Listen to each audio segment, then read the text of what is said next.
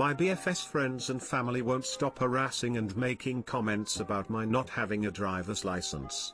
What should I do? I am 23, and don't have my driver's license. It's important to note that I live in a European country since I'm a preteen, and getting a license here is much different than in North America. First of all, in this country they cost a minimum of €2,000. Second, they require hours of classes, test drives and hours of personal driving practice. Usually how it goes is kids at 17 in high school have their parents teach them how to drive, and then once they are more or less comfy they go to the driving school, set up dates for drives, classes and exams, and do that in their last year of school. Paid for by their parents, obviously. Here lies the issue with me. Only one of my parents, my dad, can drive a manual transmission, stick shift, since my mom is American and cannot. He is a narcissist and always made clear that he doesn't want to spend any time teaching me how to drive, which meant I would need even more time because the school would physically have to teach me. Also, you have to have a certain amount of practical hours with an adult,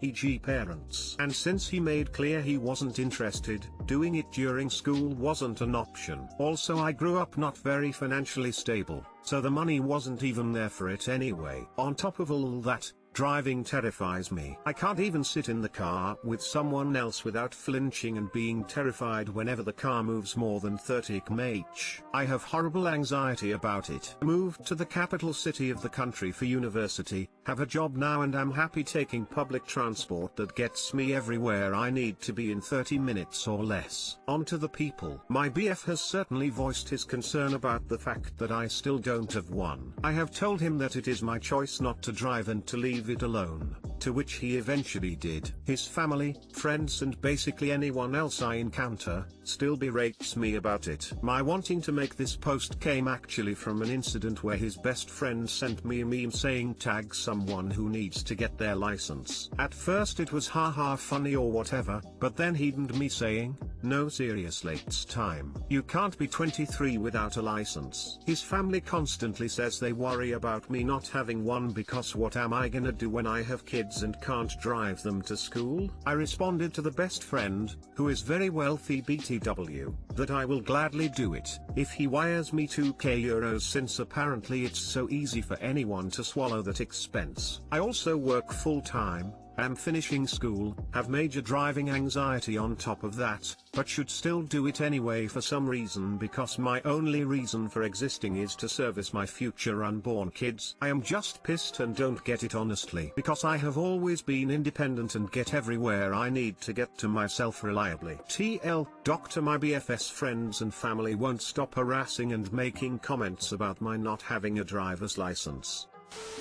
My mom and other family in the suburbs, they bring it up every time I visit. It sucks. I've lived on my own since 18, finished college, and have traveled to several countries. I'm 43 and keep in good shape. None of them have, and I don't bring it up. I don't rub it in. I live in the city. There's nowhere to park, and the insurance is really high. Never mind I can't afford to buy a car on my own. I never got a free car or hand-me-down. Both my siblings did. My parents took me driving once and screamed the whole time. I have my license now, but I don't drive. I don't need to. It's the only thing they got.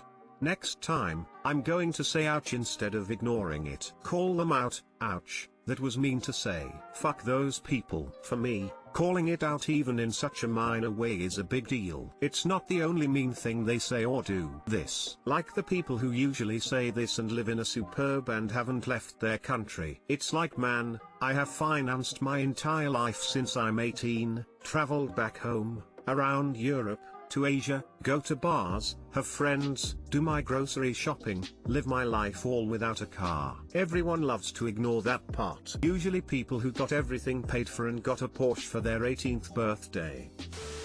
This is ridiculous. If it helps, I'm 38 and can't drive. I live in London, transport is good, I don't need to drive. My husband drives, which is handy. He learnt at 17 because he came from the middle of nowhere. If you don't need to, then you have no reason to spend the money and time on it. And getting constantly hassled about it by a whole bunch of people isn't okay.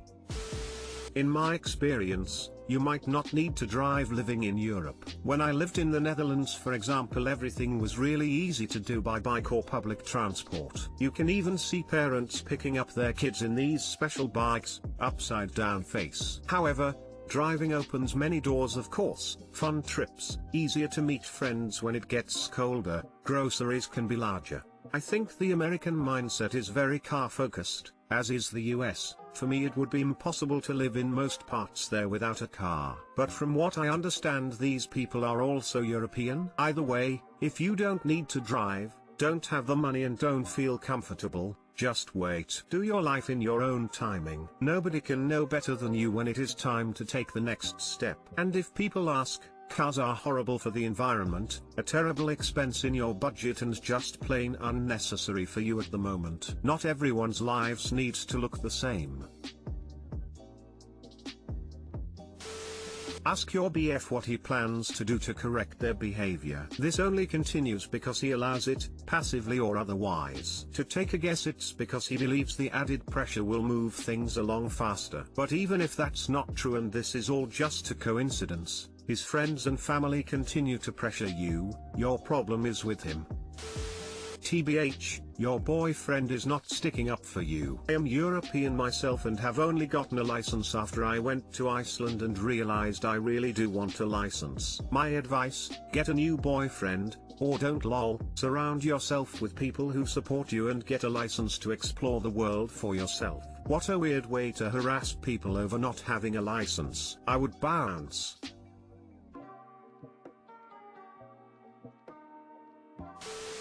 I want to speak to my mom about my stepdad's behavior, but I don't know how. I have been wanting to talk to my mom about how my stepdad treats my two younger siblings, both in their teens, and me, F16, but I have no idea on how to go about doing it in a way that'll create the least amount of conflict possible. He says horrible things to us, puts us down almost constantly, calls us names daily, and occasionally gets physical or threatens to get physical with my brother. My sister wholeheartedly agrees with me, but my brother seems to be seeking validation from him, so he rarely goes against anything my stepdad says. I am truly unhappy living here. I went no contact with my biological dad a bit longer than a year ago, so it feels like there is no escape. So here's the thing. My stepdad will sometimes check my phone to see if I've said anything to my mom about him. If I have, I get my phone taken away. Anytime I try to speak to my mom about how he treats us in person, either my stepdad stops me, or I tell her in private. This can go one of two ways. Either she makes up excuses,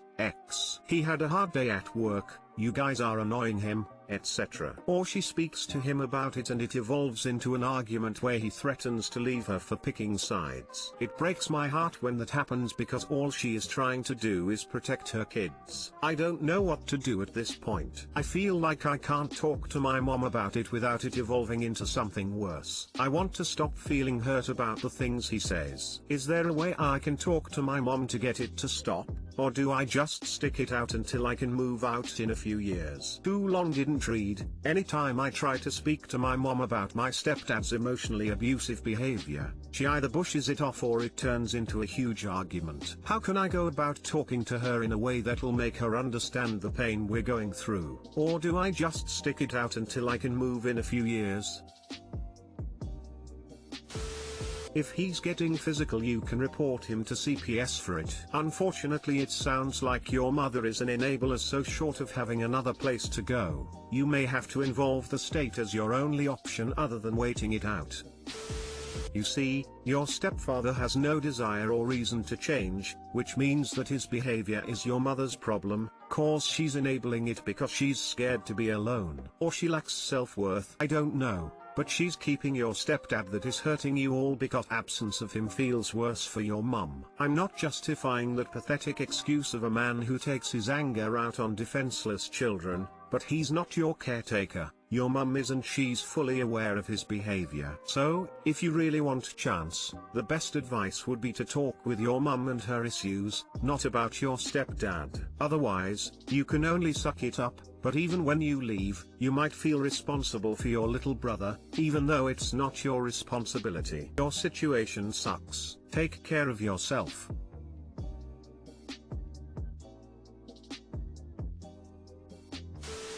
Unfortunately, I'm a little most pessimistic than most of the other posters here, in that I don't think there is much point in talking to your mother. Not only have you already complained to her about his behavior, the fact that he calls you names daily means she is witnessing his shitty behavior and turning a blind eye, since there's no way she couldn't know about something that happens on such a regular basis. She may have called him out in the past, but when push come to shove she backed down, making it clear to him that he can get away with treating her kids like crap. I suggest you keep your head down and plan for the day when you are free of that place. Also remember that when you are an adult and your mother needs help, that she failed to stand up for you and your siblings when you needed her the most. My M28 wife, F28, wants to stop couples therapy after 3 sessions.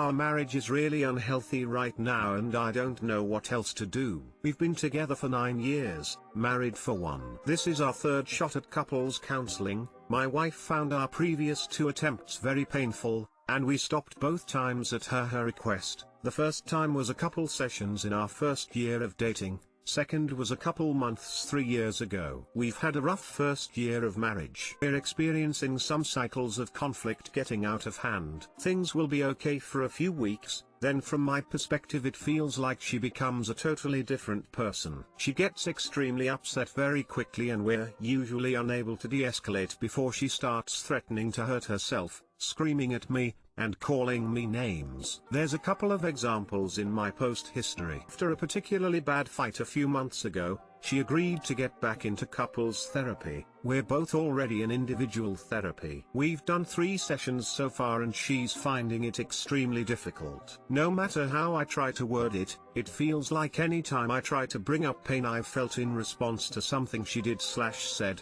she takes it extremely personally. She'll spiral into saying she's the worst partner ever, she's a horrible person, says that I'm saying she's a terrible wife, etc. She told me today that she's not mentally healthy enough to be in couples therapy, and that this is the worst she's ever felt. Asked if she had a sense for when she might be ready to give it another shot and whether she could work in her individual therapy to understand what she needs to get to a place where we can do this work together. She got upset and said that she already has a long list of things she needs to work through in individual therapy. I'm at a loss. I love this woman and I want to be with her for the rest of my life, but I feel like I'm losing myself in this marriage when I'm constantly walking on eggshells and can't bring up that I'm in pain. We've been working so hard for so long to be better for each other. I'm struggling to see a path forward for us without some external support.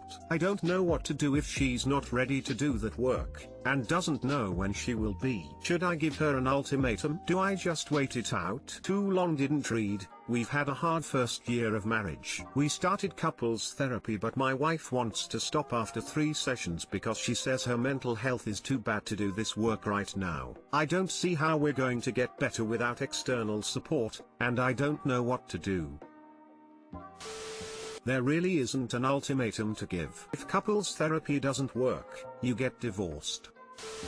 Should I give her an ultimatum? This really is the ultimatum time. Either she goes through therapy with you to repair your marriage, or the marriage ends. Honestly, your marriage sounds pretty abusive already. Don't let the fact that she beats herself up over it take away from the fact that it's in this state to begin with, and that she's avoiding fixing it. Her avoiding fixing it means it stays broken.